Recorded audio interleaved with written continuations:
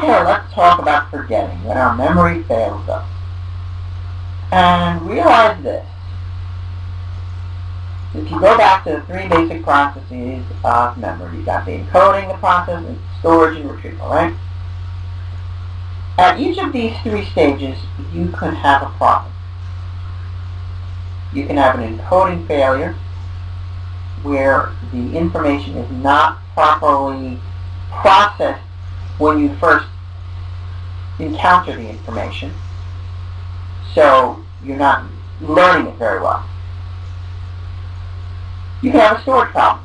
You encoded it, you've learned it, and you've stored it now. But now maybe because there's some decay over time, you might have stored a lot of information, but there could be storage decay. So decay theory argues that that you've stored it over time.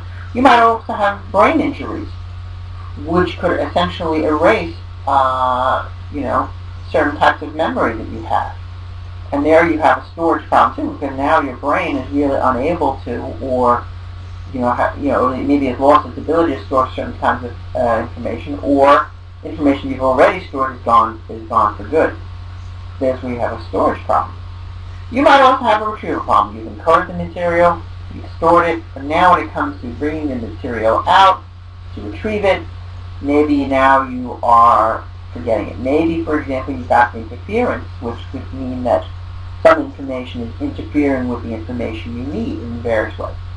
It could also be, maybe like you only partially remember it here, and maybe you remember part of it, but you can't quite get everything of it.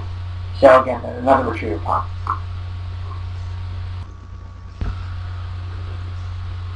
Okay, so let's talk about encoding failure. If you don't remember, if you don't encode it properly, you're not going to remember it. Remember to review here, we get exposed to stimuli, our sensory memory first picks it up. We can only pay attention to a shorter, small amount of it, but the small amount that we do pay attention to, we put into our working or short-term memory, we process this information here, but now this processing is where you're doing the encoding, where you're trying to put it into, process this information so you can understand it, so that you may be able to put it into your long-term memory, but if you can't encode it properly, it's not going to be encoded properly in your long-term memory. Here's an example of an illustration of encoding failure. These are a bunch of pennies. Or in reality, there really is only one penny, one image of a penny that is correct. All the other images are not really pennies. In real life, we encounter lots and lots and lots of pennies. We see them all the time. But do we really get a good look at them? Do we really know exactly what they look like? Well, if you are a coin collector, maybe you do. But for those of us who are not coin collectors, a penny is not something that we learn to process very deeply. We do not learn all of the different details and nuances of a penny. As a result, we don't really know exactly what a penny looks like, because we don't need to. Penny is not very valuable, so nobody would make a counterfeit penny. But we don't need to really pay much attention to what a penny actually looks like. We need to recognize it for its function, right? Maybe if your sandwich costs $2.11, now you have some extra change in your pocket, you can tell the difference between a dime and a penny. You put the dime and the penny there, and you can pay for your sandwich. But ultimately, you are you don't really need to encode very deeply everything the penny looks like. So here's a little exercise. Which of these pennies is the real thing? They all kind of look like pennies, but there's only one that is real. The correct answer is penny A is the real penny. All the others are not pennies. They do not have the exact same design that is shown here. Now, a lot of people do not get this right because they don't deeply encode the image of what is on a penny.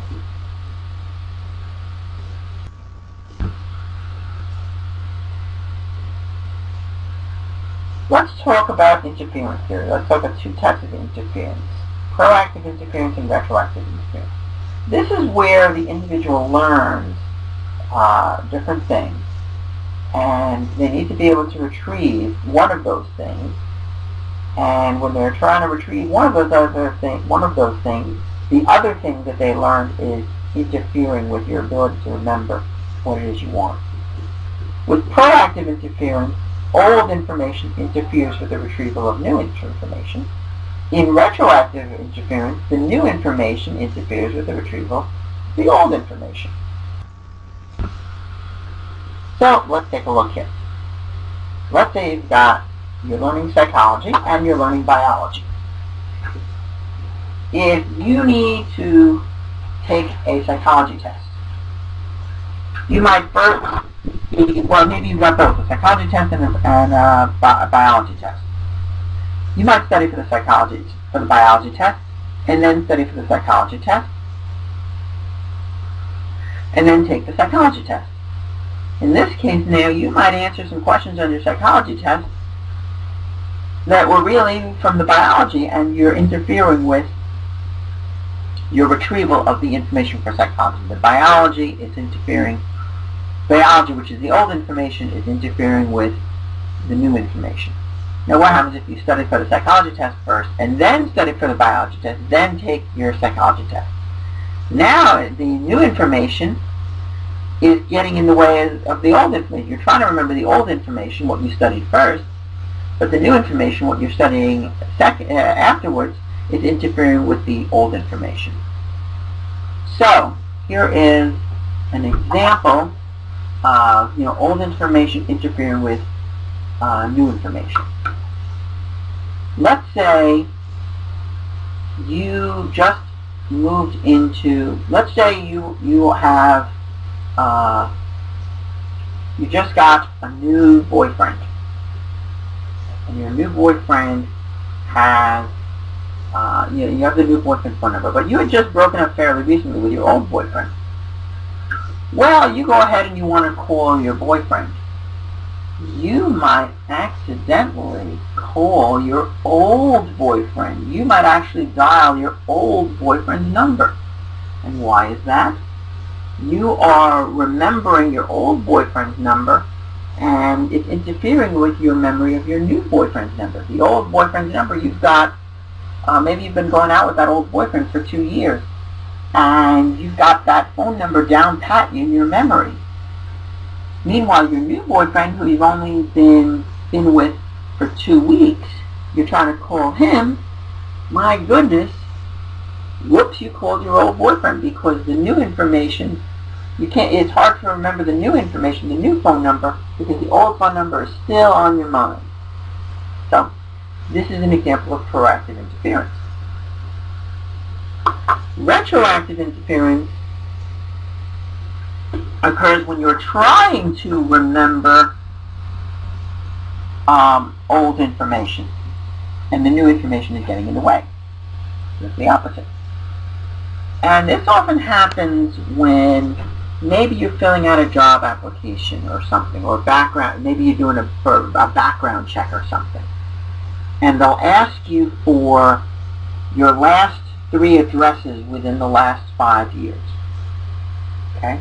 So now you remember that you moved to where you currently live 4 years ago, and you have to try to remember your old address where you lived 4 years ago. Well, boy oh boy, that's going to be really tough. You know your address right now by heart very easily, but going back and trying to remember that old address is a real pain in the butt, and that makes it again, with your new address, the new address that you've got, well, really new, you've had it for 4 years, is so ingrained in your memory that trying to go back and remember old addresses is difficult. And again, you think about it. Remember when you were living in that old address, and you remember, and you think about how easily you could remember your address when you were living there. How easy it was for you then, but now it's like ancient history, and now you can't remember it. And again, that's the retroactive interference. The new information is interfering with the old information.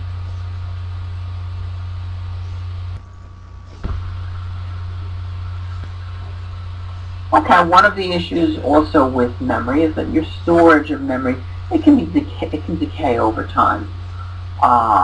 There is research against, regarding storage decay, as far as like where there's like this forgetting curve where there's a pattern that kind of looks like this. It's a sharp drop off and then it levels off over time. In this case, Ebbinghaus was doing research with kind of like remembering nonsense syllables. You're going to forget a lot of it very quickly, but over time it's going to level off, and you'll still remember some of those nonsense words, but it won't be, it'll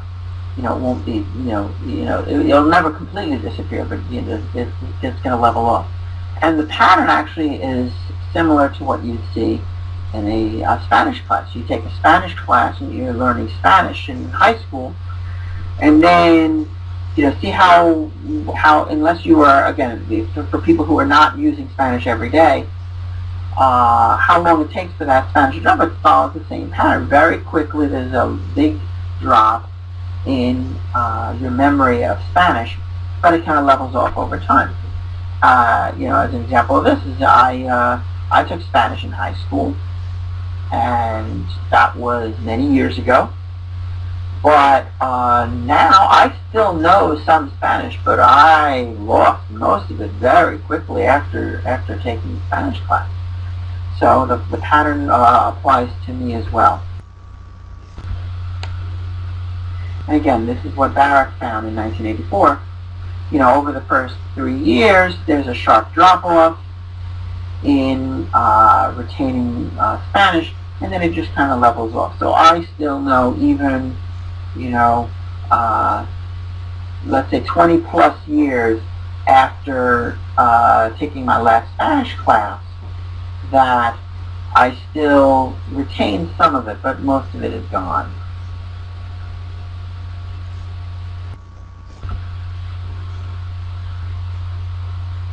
Okay, so again, we mentioned decay theory, how over time the forgetting does happen. It doesn't explain everything, but it shows that that is part of what is going on. The tip of the tongue phenomenon is a very interesting and a frustrating one. With the tip of the tongue phenomenon, you remember learning it, you remember what it is, but you just can't get the word out. You just can't quite get it. Maybe, and you're really, really trying to retrieve this information, and it's trying really, really hard, but you just can't get it. But you get like a fuzzy view of it, but you can't get it. Sometimes it's due to the fact that you've learned the information, you've stored it, you've encoded it, you've stored it, and now when it comes to retrieval, maybe you can only retrieve some part of it, but not all of it. Maybe you know the first letter of the term, but you don't remember the term itself. And that's an example where your retrieval, you got a problem in your retrieval. You might also have not encoded it properly. Maybe you've encoded it insufficiently the first time, and maybe that's why you can't retrieve. But bottom line is, with the tip of the tongue phenomenon, you kind of know what it is you're trying to remember, but you can't quite get it. And unfortunately, you're going to see that a lot when you take exams.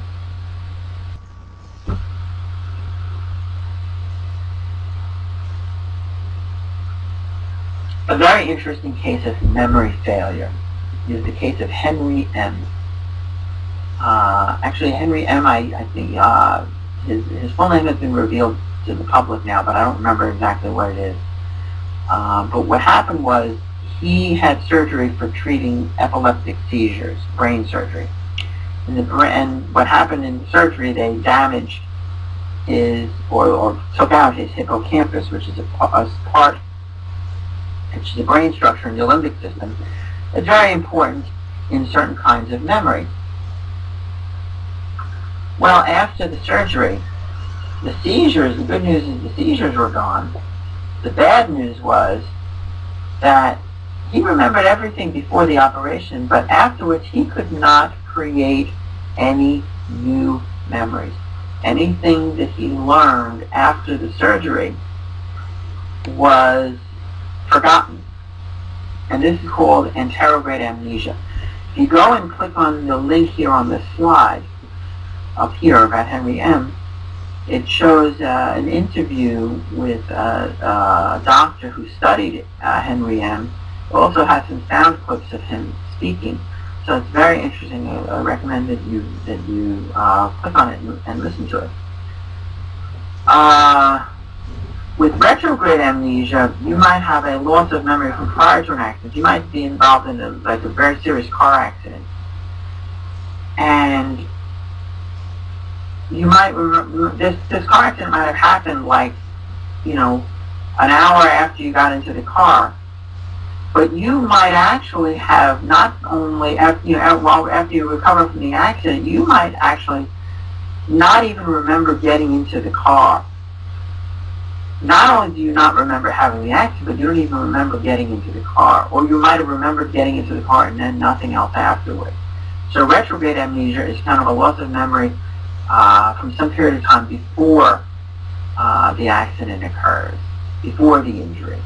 So both types of amnesia are going to do. With Henry M., it was something interesting though. It was not all, he was forgetting things. He could not make new memories, but it turns out that he could still learn things, even though he couldn't actually explicitly remember them. Keyword there is explicit. What happened with HM is that he could not form any new explicit memories. He cannot tell you who the current president of the United States is, even if he was told who it was the day before. His explicit memory is unable to make new explicit memories. He cannot learn new things and tell people about them. However, he can indeed form implicit memories. For example, procedural memories. He can learn new things even if they cannot be expressly stated. He can learn new procedures. And this was the research that was done on Henry M. To illustrate this. Here you see in this picture in this slide is the Tower of Hanoi puzzle. The purpose of this game is you have these 4 discs that basically, with holes in them, that basically are on these 3 pegs. You have to move all 4 of these discs from the first peg, A, to the third peg, C. But here's the trick. You can only move 1 disc at a time, and you are not allowed to put a larger disc on top of a smaller disc. So as a result, you kind of have to figure out what is the appropriate sequence for moving those 4 discs to the other side, and there is a minimum number of moves that it requires for you to take it. If you click on this link on the bottom here, Wikipedia for the Tower of Hanoi, it'll actually do a little video demonstration of the sequence of moves in order to solve the puzzle. Well, what does this have to do with Henry M? What it has to do with is Henry M was shown how to do this.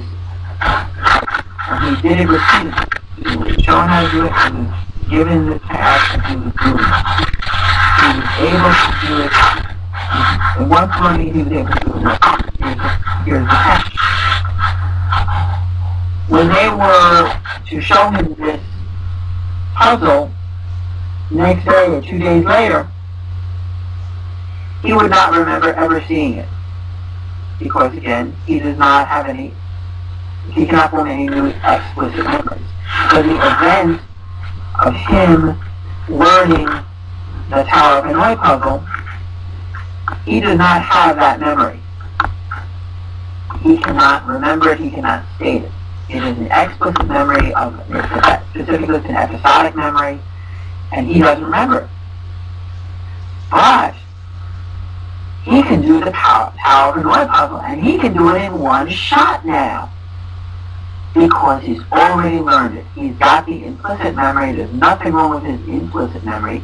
He can do the Tower of Hanoi puzzle. You give it to him a week later, he can do it in one shot, even though he does not remember ever seeing the puzzle. That's the interesting thing. This is, again, a clear illustration of explicit versus implicit memories. It seems to me there are two different systems involved, two different areas of the brain that are involved in each. So it just illustrates how you can damage part of the brain that might affect one type of memory, but maybe not others.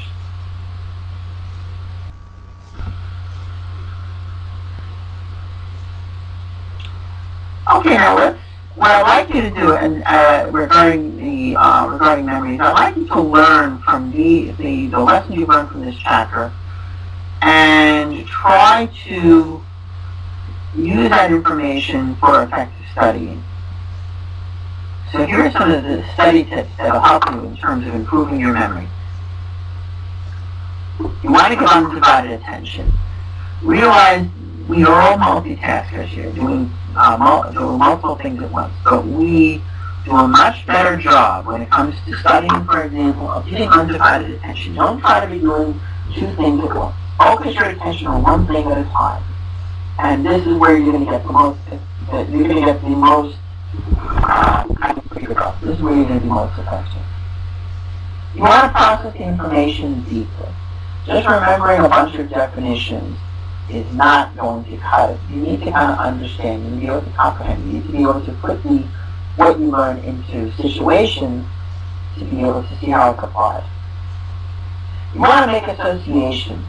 Make connections between the things you already know, the things you're learning now. Make connections between your own experiences and what you're learning now. Make those associations.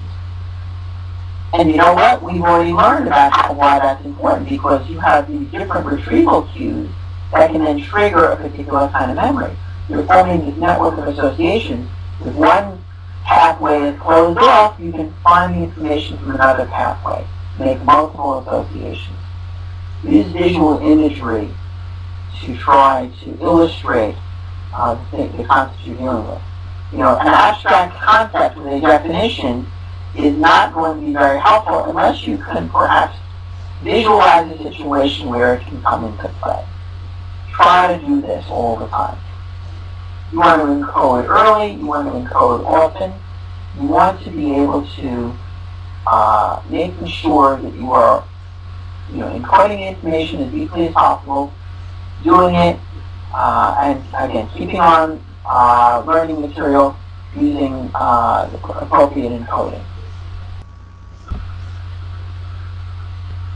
In terms of retrieval, you want to practice the process of retrieval. You're redoing notes, retyping notes, rewriting notes.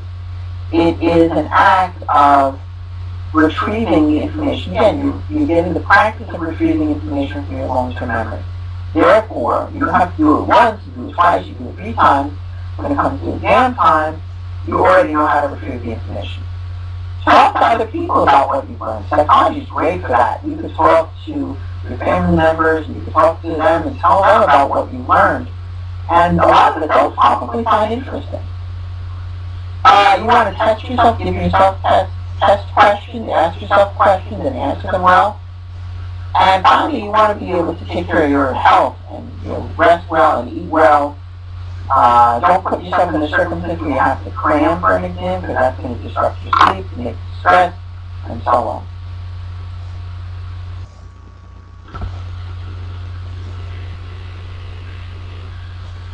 Now, when it comes to health and wellness, again, a theme from this particular textbook, autobiographical memories are very helpful in terms of maintaining our health. We learn from our experience, helps us avoid making the same mistakes again. It helps us develop a sense of identity. We decide who we are based on our memories of the life events that we've had. That's essentially how we see ourselves. And of course, it allows us to bond with others. We remember our events with different people, and we can form those connections. It's very important to us. When it comes to aging, there's a lot of research in terms of the memory deficits of people who age.